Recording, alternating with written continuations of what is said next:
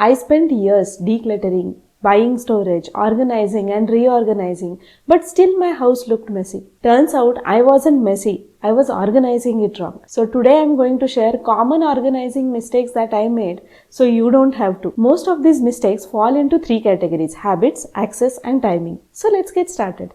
I have an extended shoe rack, one big and a smaller one. The bigger one I was using first, it didn't work. Then I thought smaller doors will work better, so I started using a smaller one. That didn't work either. The biggest problem was nobody wanted to open the door, keep the shoes inside and then close it. And come on, when you come inside, you have bags in your hand or sometimes you have a baby in your hand. How do you expect anyone to use the hands to keep the shoes?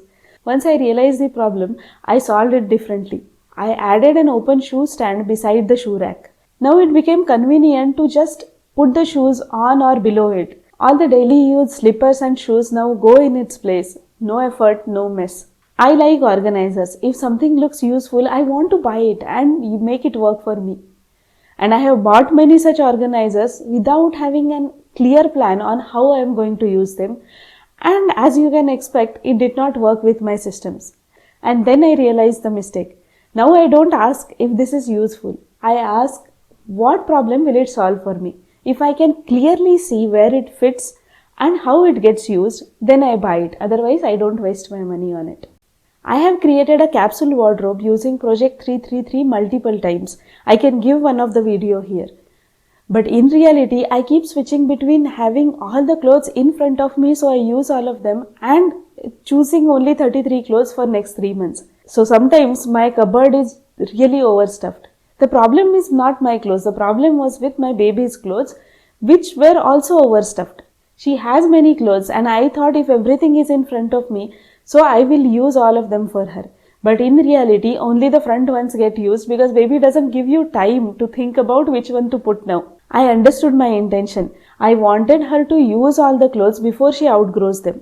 So I changed my system accordingly. What I did was I took out all the clothes and kept only the ones that she has to wear now, let's say in next 1 or 2 months, otherwise she will outgrow them. All of the other ones are kept separate. So now the wardrobe is also not cluttered and she is also using all of the clothes. Entryway is the first look of the house, so it should look beautiful and inviting to everyone, I thought. So I decorated it nicely. But what I didn't realize that it's the first place for me also to enter and keep truckload of things that I'm bringing from outside, as well as it's the last reminder to pick some things which are important while leaving out of the house. After realizing that, I removed all the decorations and I kept the things that I need the most. So if helmet is the last thing that I need to get reminded of, it stays in the entryway. Whether it looks good or not doesn't matter. I was keeping all Diwali decorations, extra light bulbs, candles, etc. in my TV table. It looked organized and no issues until one day I thought that this is the most accessible place that I have and I should use it as such. The things that I have kept mostly are needed once in a year and I don't even look at them for other times. Then why should I keep it in the TV table?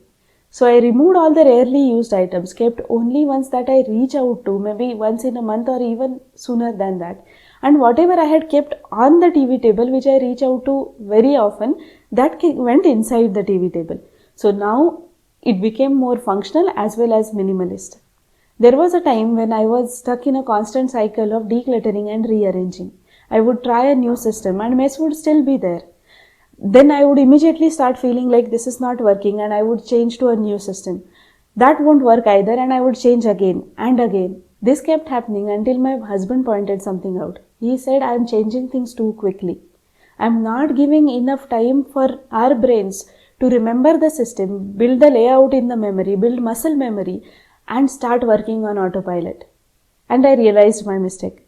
Now I give every system enough time that it deserves until I change it and conclude that it is not working. By my examples, you would have understood that most organizing mistakes are not about laziness. They are about the systems that don't match the real life. So which one of these felt familiar to you and which one are you correcting first? Till next time. Bye-bye.